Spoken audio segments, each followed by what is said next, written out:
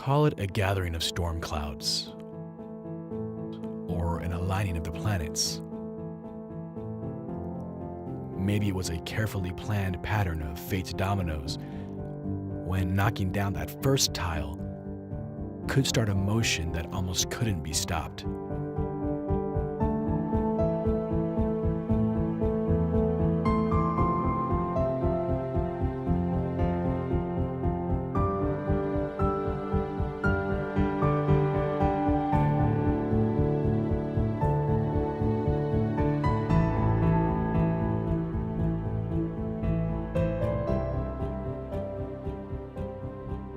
CPR has been a very important thing in our lives. Two of my family members have been saved by CPR.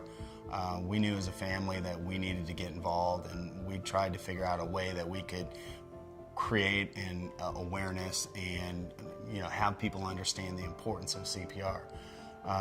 We then at that point decided what's the best vehicle to do that, and we reached out to the American Heart Association, and they have just been tremendous in helping us raise awareness and various Go Red luncheons and various topics that they've had us involved in, from private fundraising, speaking, to awareness situations. So it's worked out very well, the American Heart Association, and letting us tell our story. Marla is 43, mother of 4 boys. She's a former gymnast and cheerleader who plays tennis fervently, and who a year ago was at the peak of training for her 12th marathon.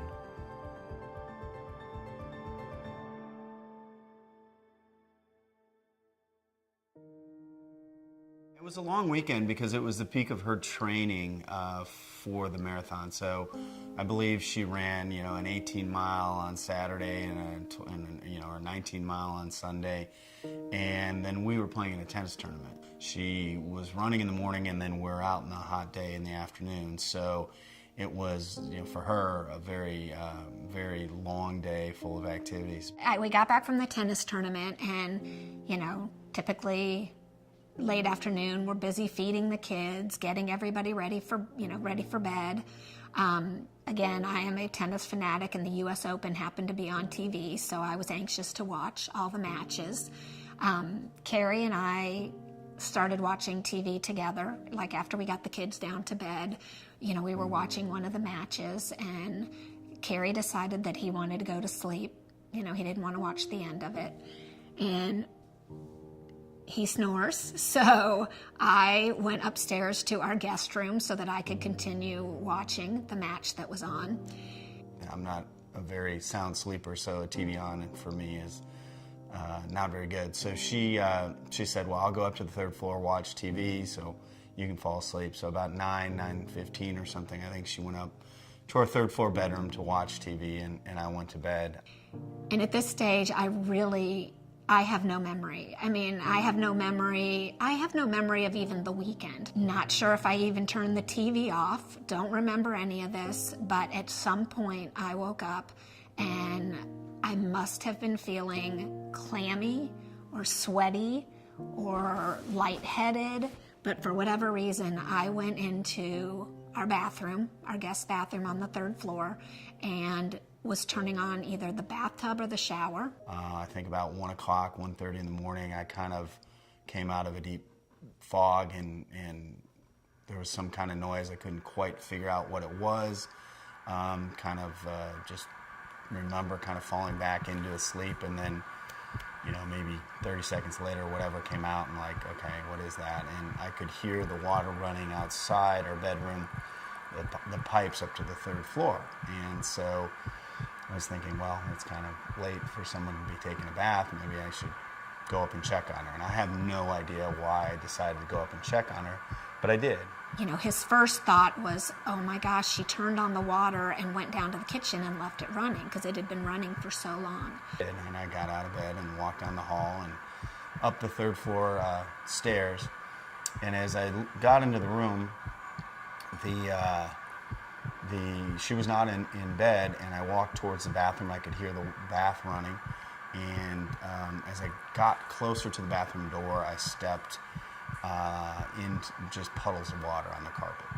And so at that point, I'm like getting a little irritated. Like, you went and drew a bath and you just left it, went downstairs, got something to eat, forgot you drew a bath, and it's overflowed everywhere. So I walked through the doorway, looked down the doorway towards the bathtub, and all I could see was the water coming out of the spigot, into the tub, over the tub, and coming down the tile towards me.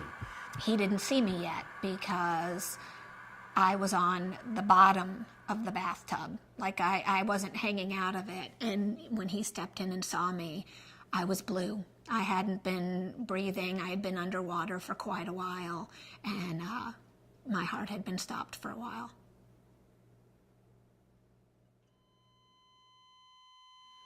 You know, the things that go through your head are just crazy. How'd this happen? What, you fall asleep in the bathtub? You know, what are you doing? That kind of thing. So I turned the water off, pulled her out, and started CPR right away. And so I just started, with chest compressions. And then after I realized, okay, I got to do some breathing, and tilted her head back and did some breathing and chest compressions. And meanwhile, trying to shake her and just kind of, in a panic, and it went on forever. In reality, it was probably 2-3 minutes, but it was to the point where I was really tired. But I wasn't going to stop. And then probably 2 to 3 minutes into it, she gurgled up something and started to breathe with a real raspy, could tell water was in her lungs kind of breathing. And I turned her on her side, got the phone, and called 911. It seemed like it took forever for the ambulance to come, but it was probably 10 minutes or whatever. They came, made me go downstairs, sit in the bottom of the stairs, and so they were up there working on her, a team of 3 or 4 people. I kept wanting to go up there and kept hollering up, is she still breathing? Is she okay?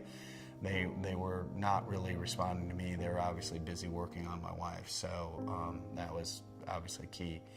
What was really troubling, though, is they came and brought her down the stairs in a body bag. And at that point, I lost it. I thought, okay, she's dead, and they're taking her down in a body bag. And they were like, no. We can't get a straight stretcher up these stairs, so we're using this to maneuver down the stairs. And so at that point, they took her down, put her in an ambulance, and took her off to the ICU. The main thing I remember thinking when I woke up in the hospital, and the thing that stays with me more than anything, and I truly, truly think of this daily, is I'm just so grateful that I'm here for my kids. How this would have impacted their lives, and how much they need me. And, they need you when they're little. And I really thought, once they grow up, they won't need me, and, it won't be as important for me to be around. And right now I have teenagers, and it's just as important. And on the days that it's crazy and we've got normal teenage stuff going on, I am just so grateful that I'm here, because they've got enough on their plates being teenagers. They don't need to be missing their mom. When I had my accident, I was perfectly healthy, and it really came as a shock to my family and I, as to many other people, that this could happen. And as a result, my husband and I have felt a call to action. We've gotten involved with the American Heart Association in many ways here in Dallas. My sister has also taken up that cause and really gotten involved in San Antonio, and we just want to make it our message to spread the word and get it out there that CPR makes a difference. It made a difference in my life. It saved me. I'm here for my boys as a result of that, and that's the most important thing in the world.